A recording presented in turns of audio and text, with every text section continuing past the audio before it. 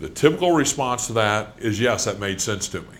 And so after it's, yes, that made sense, it's a real simple second question. This is a script question as well. Well, does that mean you're ready to get started and join the business, or did you have a few more questions? Now, that question's designed for them to say, I have a few more questions, okay? But if they say they have more questions, the next key is to three-way call them into somebody that they don't know.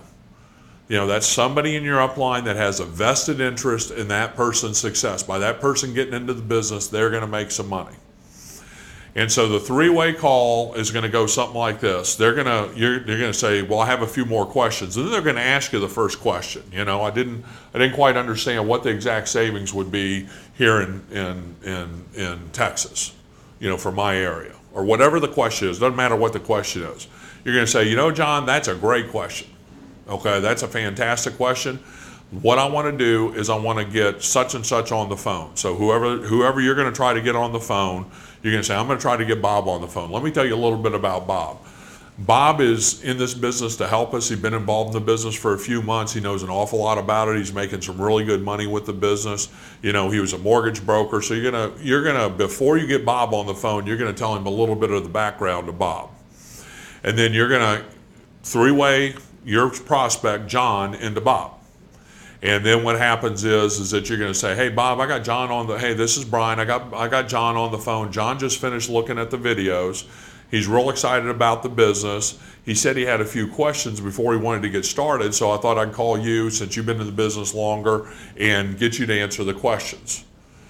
And then if you're a new person in this business, what you want to do is you just want to be quiet and you want to listen to the questions.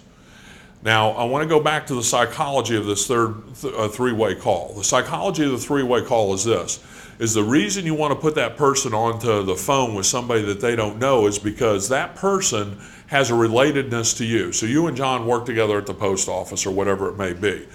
John knows you don't know anything about energy. So subconsciously, he's sitting there going, Brian doesn't know anything about energy. You know, he's getting into this thing. And he's going to ask you a question, and inevitably, you're not going to know the answer to the question. So if you don't know the answer to the question, then it's going to subconsciously confirm that particular person was right. Brian really doesn't know anything about the energy business, and so I'm going to pass. Or they're going to delay their decision. But by putting them onto the phone with somebody else, even if that somebody else only been in the business for a short period of time but can answer all their questions, the psychology of is, oh, I've talked to an expert. And so how those answers fall on that person is succinctly different than even if you know every single answer yourself. So as the number one income earner currently in 2008 in Ambit Energy, I still do three-way calls with people that I'm trying to frontline recruit that I've had a past relationship with. It's just psychologically the thing that you have to do to be successful in this business. So the first fundamental of building a sales and marketing organization is to get a written list. Get a written list of prospects. So you've made a written list, and one of the people on your written list is Mary. So you're going to call Mary up. You're going to ask Mary those 4 questions, and then those 4 questions, you know, Mary says, "I'll watch the videos." You call her back. You make the confirmation of the time to call her back. You said, "Did that make sense to you?" Yes. Did that mean you're ready to get started, or do you have a few more questions? She says, "I have a few more questions." You do the three-way call. At the end of that three-way call, Mary can say one of 3 things. She can say, yes, I want to get involved in the business. No, I don't want to get involved in the business. Or maybe. And the maybe comes in a lot of different ways. It's, you know, I need to talk to my husband. I need to talk to my wife. I don't have the money right now. I'm busy with the pageant at the church, and I don't know if I have the time for it. So in a lot of different ways, Mary's going to say maybe. So just keep in mind, it's real simple. She said, yes, I'm ready to get in the business. That means you're pulling up your website and you're signing them up onto the service, as a consultant. Or no, this just isn't for me, and that's okay, and respect that. Don't try to convince Mary to get into the business. Well, Mary, don't you see that this would just be the greatest thing? Don't do that. Respect Mary, and then ask Mary to be your customer. So if Mary says no to be a managing consultant, you're going to ask Mary to be your customer. You know, Mary, it'd be really huge for me if you just do me a favor and at least become my customer. And then at any point in the future, if something changes and you want to revisit the managing consultant thing, that'd be great. But for right now, if you just be my customer, that'd be fantastic. And so let's go down the trail of maybe.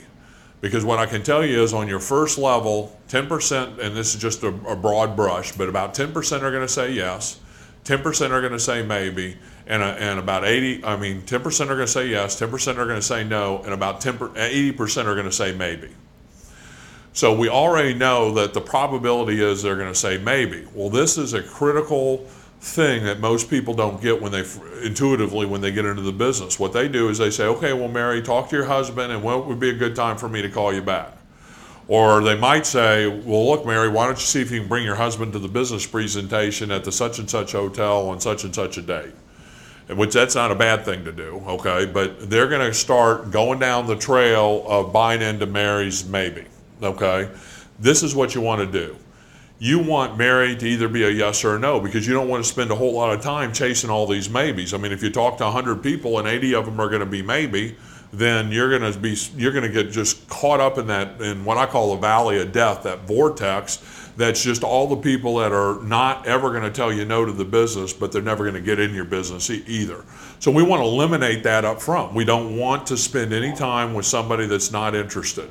We know that if somebody will not give us their written list and turn on to their sphere of influence, that we're not going to make enough money, they're not going to make enough money in the business to be successful. So what happens is that you want to get to that fundamental, the written list. It's all about the written list. So let's talk about how we're going to get to Mary's written list. The way we're going to do that is we're going to go to Mary and we're going to say, well, Mary, let me ask you a question.